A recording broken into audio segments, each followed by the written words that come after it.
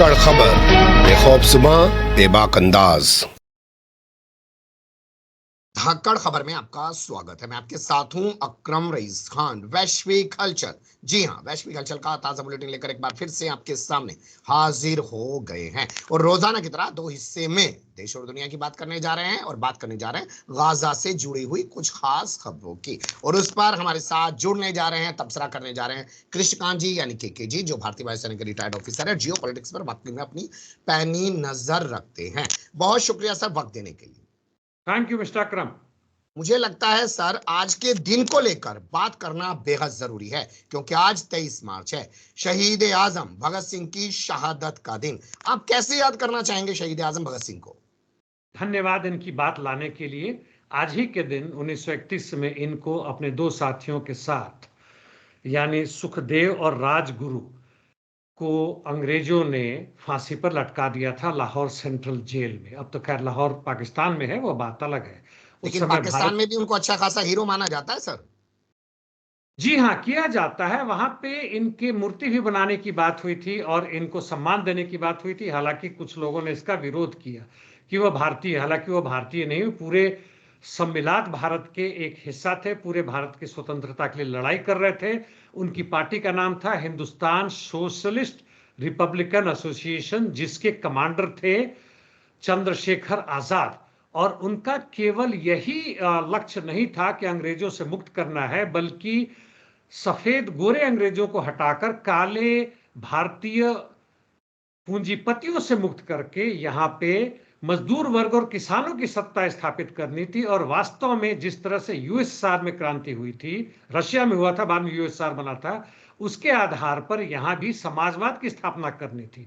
यानी यह लोग केवल एक देश की स्वतंत्रता के लिए नहीं, बल्कि समाज में क्रांतिकारी परिवर्तन के लिए लड़ रहे थे और मार्क्स एंगल्स के विचारधारा से प्रभावित थे और उस तरह की समाज के लिए वो लड़ रहे थे। उसके लिए उन्होंने शहादत दी थी और हम लोग उनको इसके लिए याद करें, ना कि केवल इसलिए कि देश की स्वतंत्रता के लिए बलिदान दिया। जी बिल्कुल आप सही कह रहे हैं कि पाकिस्तान में जो मूर्ति चलन है ये सब उसके चलते उनका विरोध किया गया, वरना वहां पर भी वो हीरो हैं और वो सिर्फ किसी एक देश यानी कि भारत के हीरो नहीं हैं, इस पूरे इलाके के हीरो हैं। लेकिन एक सवाल मैं आपसे करना चाहता हूं, भगवा गैंग यानी कि आरएसएस ने कैप्चर करने की कोशिश की कुछ साल पहले भगत सिंह को, लेकिन वो कामयाब नहीं हो पाए क्योंकि जब उनकी विचारधारा जो है वो उससे मेल नहीं खा पाई। बिल्कुल, इन लोगों ने कोशिश की थी। अब जैसे सरदार वल्लभ भाई पटेल, इनकी मूर्ति बना दी और कर दी, विचारधारा में कोई खास अंतर नहीं है। यदि हम याद करें तो भगत सिंह की विचारधारा को हिंदुस्तान सोशलिस्ट रिपब्लिकन एसोसिएशन का एक अपना कॉन्स्टिट्यूशन था, और जो हमारी भारतीय कॉन्स्टिट्यूशन बननी शुरू हुई तो यहाँ के उसके विचारधारा को उसमें नहीं लाया गया। ठीक है, जितना भी हमारे भारतीय संविधान अच्छा रहा, बेहतर रहा, नहीं रहा, भगत सिंह का साफ था कि यहाँ के पूंजीपति वर्ग को खत्म करना है, धर्म के आधार पर और जाति के आधार पर कोई राजनीति यहाँ पर नहीं होगी। मैं वाई आई एम एन अथेइस्ट, यानी मैं नास्तिक क्यों, इस पर इनकी किताब भी छपी हुई है। और इस तरह से जहां भी उन्होंने कोशिश की भगत सिंह को अपने लाने में, जब यहाँ के कम्युनिस्टों ने, वामपंथियों ने उनकी विचारधारा को आगे लाना शुरू किया, तो आरएसएस की हवा निकल गई, ये कहीं पे नहीं टिक पाए। और देखे तो आज हर विद्यालय, महाविद्यालय में भगत सिंह को सिलेबस से बाहर किया जा रहा है। जी लेकिन एक सवाल यहाँ पे मैं उठाना चाहता हूँ और अपने घर में भी कभी कभी उसको लेके चर्चा करता हूँ कि सोचो उस जमाने में जब लाइट भी नहीं होती थी, कितनी दिक्कतें दुश्वारियां होती थी, उतनी किताबें नहीं मिल पाती थी। उस वक्त भगत सिंह ने 16 साल की उम्र में लिखना शुरू कर दिया था। आज के बच्चे जो 16 साल के होते हैं, 10वीं क्लास में होते हैं, ढंग से हिंदी नहीं पढ़ पा रहे हैं, हम लोग कहाँ पहुंच गए हैं सर? जी हाँ, बिल्कुल सही बात है। और इसीलिए हम लोग यह कोशिश कर रहे हैं कि भगत सिंह बनने की जरूरत नहीं है, उस तरह से बलिदान करने की जरूरत नहीं। बलिदान तो चाहिए, लेकिन भगत सिंह के विचारों को ले एक मास लाइन लेके मास मूवमेंट को एक सही दिशा दें, एक समाजवादी क्रांति के लिए उसकी जरूरत है। जहां तक आपने आज की युवकों की बात की, यह बड़ी दुखद बात है। और इसी कारण आरएसएस, भाजपा जैसे जो पार्टीज हैं वो सत्ता में आ गए और किस तरह से पूरे देश को बर्बाद कर रहे हैं कुछ चंद पूंजीपतियों के लिए, वह तो हमें नजर आ रहा है। जी मैं इसी सवाल को थोड़ा और विस्तार से जानना चाहता हूं। हालांकि थोड़ा टाइम आज हमारे बुलेटिन में लग सकता है और लोगों को दिक्कत दुश्वारी भी उससे हो सकती है, लेकिन हम बहुत सारी खबरें छोड़ देंगे क्योंकि खबरों के जी। बारे में तो बात होती रहती है, खबरें रोजाना पैदा होती रहती हैं। 100 साल पहले एक ऐसी युवाओं की टीम बनी जिन्होंने भारतीय संविधान तक लिख डाला कि इस तरीके से देश आजाद होगा तो ये संविधान लागू होगा। क्या आज के युवा उस जो संविधान बाबा साहब भीमराव अम्बेडकर ने बनाया, तमाम लोगों ने बनाया, उसके बारे में सही से जान भी पाते हैं? नहीं, बिल्कुल नहीं जानते। मैं बहुत युवकों के बीच में, मजदूर जो एडवांस है, जो पढ़े लिखे, उनके बीच में, महिलाओं के संगठन में हर जगह गया हूं।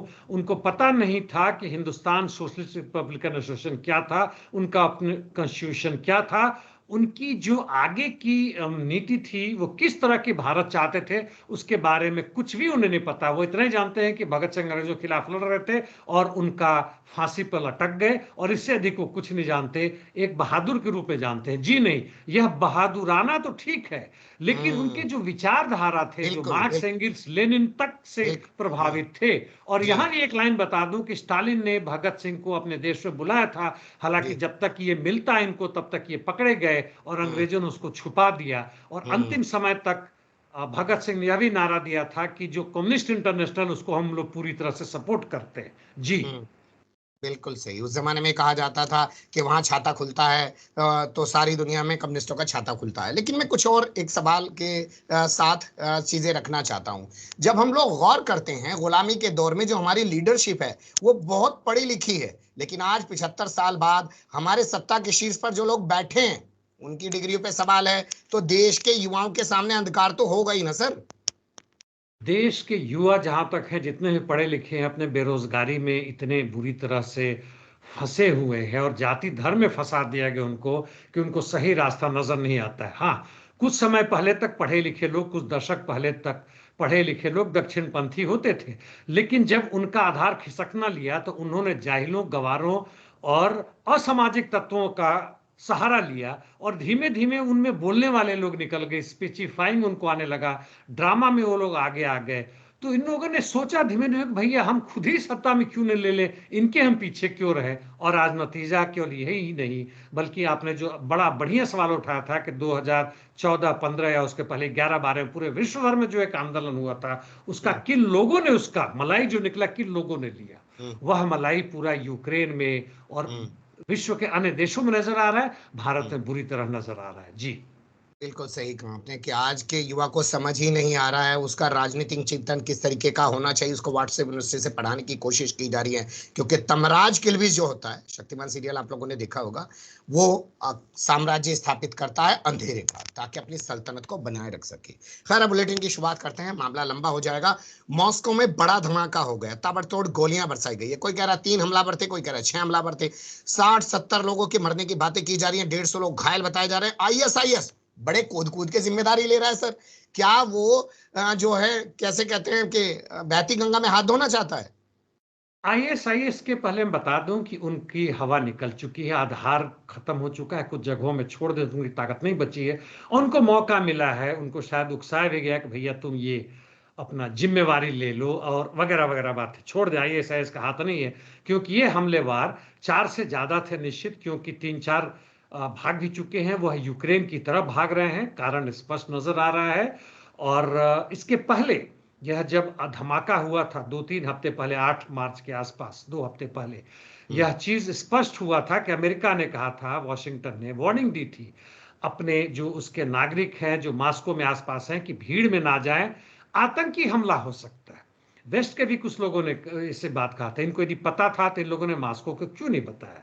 नंबर 2, इसकी तैयारी थी, यह अचानक नहीं आया, क्योंकि यह इम्प्रोवाइज्ड डिवाइस लेके आए थे, आईयूडी ये सब लेके आए थे, इनके पास ऑटोमेटिक वेपन्स थे, और बड़े तरीके से वहां प्रवेश किए हैं और मारना शुरू किया है।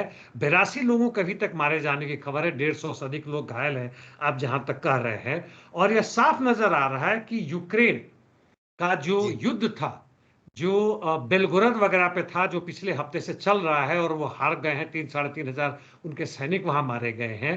पुतिन की जीत की बात साफ नजर आ रही है। वो एक जो गुस्सा जो है अमेरिका और वहां के जो वेस्टर्न जो पावर्स हैं, कितनी भी कोशिश की उसको रोकने में असमर्थ रहे हैं।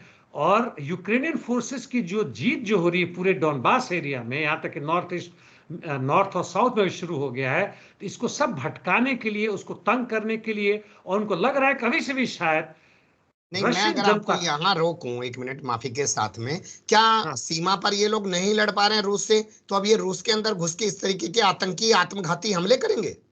जी हाँ, मेरा इशारा उसी तरफ था। और यह भी खबर है कि फ्रांस, जर्मनी, पोलैंड के सेना ऑलरेडी कीव से नीचे, यानी वहां की राजधानी से नीचे एक जगह है, वहां पे ये लोग पहुंचना शुरू कर गए हैं और भारी संख्या में आ गए हैं। तो कुछ समय जो पहले फ्रांस के राष्ट्रपति ने कहा था, मैक्रो ने, कि हमारी सेना वहां जा सकती है, ऐसी हवा में नहीं कहा था, हम्म। उसका एक आधार बनाया था। पहले धीमे धीमे ये धुआं छोड़ते हैं, करते हैं, पता चलता है कि उसका आग वास्तव में है। और ये सारे मिलाकर देखिए तो यह धमाका। और अभी आपके, यह भी मैं भूल गया, सुलेमान जो है आपके उसके अमेरिकी विदेश मंत्री जो हैं, अभी सुलीवन, पहुंच, जैक सुलीवन। हाँ सुलेमान जी, वो पहुंचे थे वहां पे यूक्रेन यूक्रेन। में। जी, और शायद उन्होंने इसकी बातचीत की हुई और इन्होंने इशारा दिया कि हाँ भाई, जो तुम कर रहे हो ठीक है, यही मौका है, करो, मुझे लग बड़ा रहा है। बड़ा गंभीर जो है आंकलन हो रहा है आपका। आप सीधे कह रहे हैं जैक सुलीवन जाता है उधर, ये रूस में पुतिन की फिर से वापसी हो जाती है, और कल जो है यूएनएससी में मुंह की खानी पड़ती है अमेरिका को यस, गाजा के मुद्दे पर, क्या उसको भी जोड़ सकते हैं इसमें? बिल्कुल जोड़ सकते हैं। सबका यह खुलेआम नजर आ रहा है कि अमेरिका के लिए अब कोई भी रेड लाइन नहीं बचा। F-16 आ ही रहा है, अमेरिकी न्यूक्लियर बॉम्ब्स रशिया के चारों तरफ आ रहे हैं, पता नहीं शायद यूक्रेन के पास ही पहुंच जाए। नेटो का डायरेक्ट ओपन थ्रेट करके नहीं आ रहा, लेकिन नेटो के मेंबर्स के सारे फौजी आ ही रहे हैं। ब्रिटिश के भी पकड़े गए थे, मारे गए थे। हर हम्म। तरह से जब उनकी हार हो रही है, तो क्या हर, तीसरा विश्व युद्ध वहीं होने वाला है सर? इसका तो मैं इशारा बार बार कर रहा हूं, और बार बार मुझे नजर आ रहा है कि तीसरा विश्व युद्ध केवल वहीं से नहीं बल्कि हमास के खिलाफ हो रहा है, वहां से भी पता नहीं किस रूप से, किस तरीके से, कहां से ये खड़ा हो जाए, नहीं आ रहा। लेकिन तीसरा विश्व युद्ध ओपनली, तीसरा विश्व युद्ध तो चल रहा है लेकिन ओपनली जहां की न्यूक्लियर बॉम्ब के इस्तेमाल की बात है। हाँ, एक बात और बता दूं कि रशिया के विदेश मंत्री ने, नहीं विदेश मंत्री, स्पोक्स पर्सन ने यह कहा है कि अब यह स्पेशल मिलिट्री ऑपरेशन नहीं, कल का है, यह एक बड़ी, बहुत बड़ी चीज है, बल्कि अब तो युद्ध हो गया। उनसे पूछा कि भैया आप इस एसएमओ कर रहे थे, उसने कहा कि पूरे जब नेटो के फोर्सेज आ रहे हैं, हर तरह से वो लड़ाई कर रहे हैं, तो हम स्पेशल मिलिट्री ऑपरेशन में कहां आ रहे हैं, यानी अच्छा, रशिया यहाँ ने भी। एक सवाल तो ये बताइए ना सर, कल तक तो ये चर्चाएं चल रही थी कि गाजा में इसराइल को हथियार नहीं दे पा रहा है, अमेरिका के पास हथियार नहीं है, अमेरिका की आर्थिक स्थिति कमजोर होती जा रही है, तो क्या इतनी बड़ी जंग के लिए अमेरिका तैयार है सर? अमेरिका तैयार नहीं, अमेरिका हर तरह से कहता है कि नहीं, इसमें मेरा हाथ नहीं। अमेरिका ही शुरू कर रहा है कि ये जो धमाका मॉस्को में हुआ है, आईएसएस का हाथ है। अमेरिका को बड़ी आश्चर्य हुआ, कुछ भी पता नहीं था, इनको कुछ भी आश्चर्य नहीं हुआ, सब इनके नजर में है। इसके पहले भी उन्होंने जो तेल का जो पाइपलाइन था नॉर्ड स्ट्रीम, उन लोगों ने ही डायरेक्टली उसको बर्बाद किया है। उनके सारे जहाज और टोही विमान डायरेक्ट कर रहे हैं कि मॉस्को में और आसपास में कहां यूक्रेनियन मिसाइल जाए, कैसे, वही सब कर रहे हैं। लेकिन ऊपर से करके नहीं, हमारा कोई हाथ नहीं है। और यह चीज उनको नजर नहीं आ रहा है कि यदि न्यूक्लियर बॉम्ब शुरू होता है, अमेरिका कहीं से भी उससे मुक्त नहीं होगा। जी, बिल्कुल आप सही कह रहे हैं। चलिए खैर, अब दूसरी खबरों का रुख कर लेते हैं, और थोड़ा जो ज्यादा महत्वपूर्ण खबरें नहीं हैं उनको मैं यहाँ शामिल नहीं कर रहा हूँ। एक खबर आई है ब्रिटेन से, वहां पर 400 इमाम उठ खड़े हुए हैं, कुछ बुद्धिजीवी उठ खड़े हुए हैं ऋषि सुनक के खिलाफ, क्योंकि उन्होंने यहूदी विरोध के नाम पर, इस्लामोफोबिया के नाम पर जो परिभाषित की है नफरत की नई भाषा, उस पर सवाल उठ रहे हैं। जो भी इन्होंने परिभाषित की है, वहां पे एक माइकल गोव नाम के हैं, वह भी मंत्री हैं सुनाक के मंत्रालय में, और उनका पूरा इतिहास बनाता है कि इस्लामोफोबिया रेज करने में उनका हर जगह हाथ रहा है, कहीं से भी वह मतलब फ्री नहीं है, इस आरोप से खुलेआम उन पर लगा हुआ है। और जो नया कानून तथा कथित परिभाषित कर रहे हैं, इन लोगों ने यह भी कहा है कि वो संविधान के हिसाब से नहीं है, हमें समझने के लिए कर रहे हैं। और इसके लिए इन्होंने कई ऑर्गेनाइजेशन हैं, जैसे MAB करके है, द मुस्लिम एसोसिएशन, केज है, मेंड है, MEND है, इस सब को प्रतिबंधित करने की कोशिश की जा रही है। हम्म। यानी इनका जो खुलेआम है, वहां के जो भी 3.5 मिलियन यानी 35 लाख जो मुस्लिम आबादी है, उनको ये हम्म। लोग प्रतिबंधित करने की कोशिश कर रहे हैं। और इस तरह से जो प्रो पैलेस्टीन की, सॉरी प्रो पैलेस्टीन तो है ही नहीं, प्रो इजराइल यानी जियोनिज्म के जो पक्ष में है उनका जो आधार कमजोर हो रहा है, उनकी जनता उनके खिलाफ जारी सुना खिलाफ उसको फिर से अपने साथ लाने के लिए ये मुस्लिम के खिलाफ इस तरह की कार्रवाई कर रहे हैं। जी, यानी जो वहां लोग सड़कों पर उतरे हैं और रिकॉर्ड कायम हुआ है इराक जंग के बाद गाजा के हक में आवाज उठाने का, उसके चलते ये सब किया जा रहा है। बिल्कुल वही कोशिश है जहां इनका जो भी फॉरेन पॉलिसी भी खत्म हो रहा है। घर में तो ये सबको दे नहीं, वहां के डॉक्टर, वहां के ड्राइवर, वहां की जनता, वहां के नर्सेज, हर लोग जो आंदोलन में खड़ा हो रहे हैं, उनको जो बेसिक लोग जो वेतन बढ़ाना था वह नहीं कर पा रहे हैं, इन्फ्लेशन नहीं रोक रहे हैं, नए रोजगार नहीं दे पा रहे हैं। अब यहाँ पे ये मुस्लिम वर्सेस क्रिश्चियन करने की कोशिश कर रहे हैं। जी, संस्कारी हैं भाई, कुछ ना कुछ तो नया एजेंडा लॉन्च करेंगे ही। आप लोग जानते हैं जैसे यहाँ भी नए नए विवाद खड़े किए जाते हैं ताकि अंधेरा कायम रहे और तमराज की भी बादशाह चलती रहे। अब गाजा से जुड़ी खबरों का रुख कर लेते हैं, जिसमें पहला अपडेट हमारे पास यूएनएससी से ही है, जहां पर अमेरिका कल एक प्रस्ताव लेके आया। चीन और रूस ने वीटो किया और कह दिया कि अमेरिका अपना दोहरापन दिखा रहा है।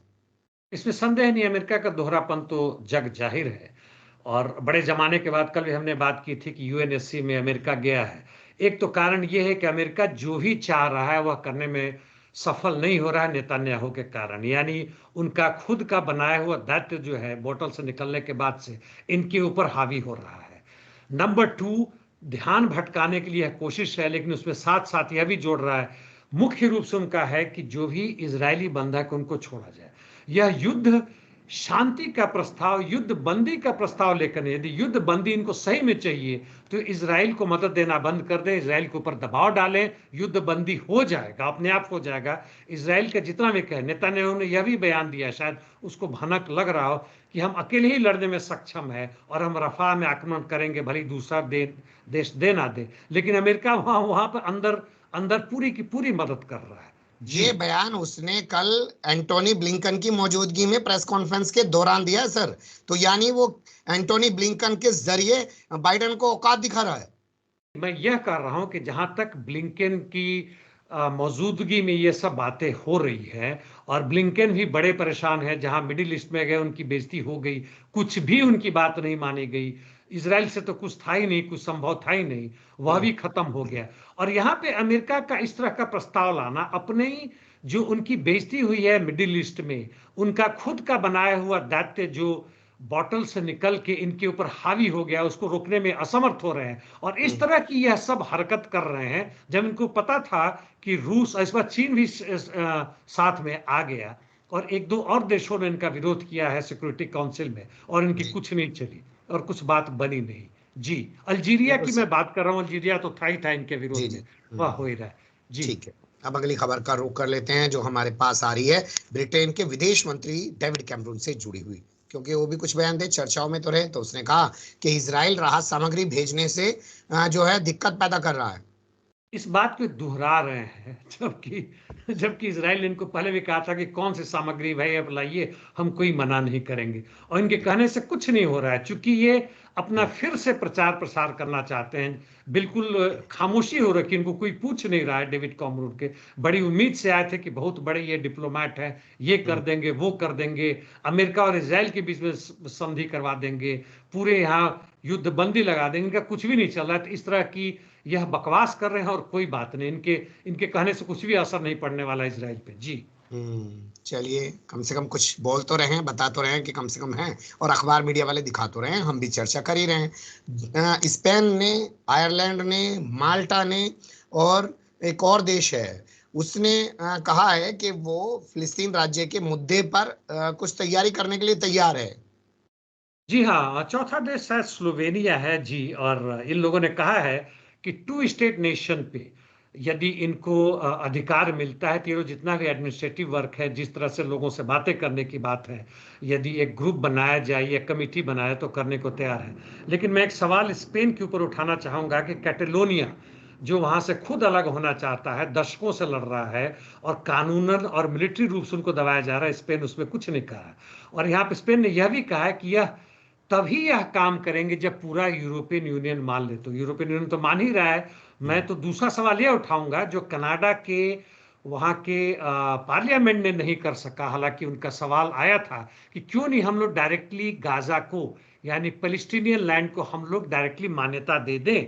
यहाँ पे स्पेन ने कहा कि नहीं, हम अकेले से नहीं देंगे, यूरोपियन यूनियन कहेगा तब। और एक डेटा और बता दूं कि पूरे 193 यूनाइटेड नेशंस के मेंबर में 139 उनको मान्यता दे चुके हैं। जी बिल्कुल आप सही कह रहे हैं। खैर, अब अगली खबरों का रुख कर लेते हैं जो हमारे पास आ रही है लेबनान से। लेबनान ने कहा है कि वो यूएन में जाएगा क्योंकि इजराइल ने उसके नेविगेशन सिस्टम को बर्बाद करने की कोशिश की है। बर्बाद तो नहीं कर सकता है, लेकिन उसमें इंटरफेयर करने की कोशिश बिल्कुल संभव है, क्योंकि यहीं पर इन लोगों ने यूएसए और यूक्रेन दोनों ने आरोप लगाया रशिया पे कि उनके नेविगेशन सिस्टम में ये कुछ कर रहे हैं। यानी वहां पर इंटरफेरेंस जो है वह काउंटर इलेक्ट्रॉनिक वॉरफेयर के द्वारा कर रहे हैं, यानी सैटेलाइट के थ्रू वहां पे कर रहे हैं। और यहाँ पे बिल्कुल संभव है कि इजराइल अमेरिका के मदद से, नेटो की मदद से यहाँ पे लेबनान की नेविगेशन सिस्टम को डिग्रेड कर रहा है। खत्म करने में भी हो सकता है, उसकी संभावना हालांकि में डिग्रेड कर रहा है। और यहाँ पे जो नेशनल इंटरनेशनल हवाई जहाज, जो सिविल हवाई जहाज है, उनके लिए भी खतरनाक ये हो सकता है। और हालांकि उसने खुद अभी तक इन लोगों ने, लेबनीज गवर्नमेंट ने यह नहीं बताया कि किस तरह से इंटरफेरेंस हो रहा है, लेकिन इंटरफेरेंस की बात सही बिल्कुल हो सकता है। जी तुर्की को लेके घटना घटी है। इजराइल ने उसके राजदूत को बुलाकर फटकार लगाई है क्योंकि एर्दोगान ने कहा कि इजराइल मीडिया की भाषा में बात कर रहा हूं कि नेतन्याहू को अल्लाह के पास भेज दिया जाएगा। यह भी अजीब बात है। देखिए, और पूरे मुद्दा को किस तरह से बर्बाद किया जा रहा है।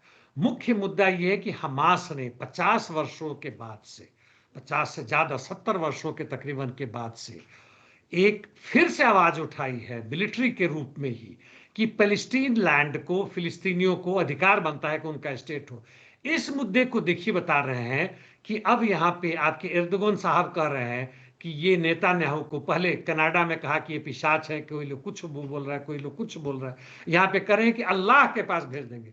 अरे भाई, जब अल्लाह से तुम्हारी डायरेक्ट यदि बातचीत चल रही है, कुछ इस तरह की बातें हैं, तो अल्लाह के पास भेजो कि भाई सिंपल सी बात है कि फिलिस्तीन पे शांति करवा दो, फिलिस्तीन लैंड को एक टू स्टेट नेशन की तरह पूरा इनको अधिकार दिलवा दो, बात खत्म हो जाएगा। और देखिए किस तरह से इजरायली भी बड़े धूर्त है, इसका कह रहे हैं कि अल्लाह के पास आपके भेजने क्या है, आपके पास बड़ा अधिकार है, हमारे पास भी है।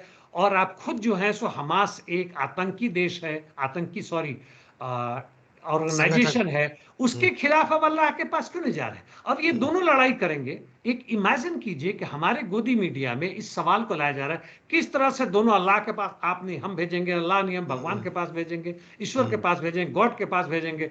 और किस तरह से मुख्य मुद्दा कहां गायब हो गया रातों रात, उसका पता है। बिल्कुल सही, बहुत महत्वपूर्ण पॉइंट आपने उठाया कि मुद्दा असल में गायब कर दिया जा रहा है। धर्म के प्रतीकों के दम पर, जो भी नाम है, पहचान है, उनके दम पर अपनी रोटियां सेकने की कोशिश की जा रही है। मगर इतना ही करने वाला है रजब तैयब एर्दोगान कुछ, तो अजरबैजान से जो तेल आ रहा है, इसराइल को वो रास्ता बंद कर दे या उससे अपने तमाम ताल्लुकात खत्म कर दे, जैसे जो है अमेरिका के बहुत सारे देशों ने किए हैं। लेकिन वो तो करना नहीं है, अपने यहाँ की जनता को खुश करना है जुमलेबाजी करके।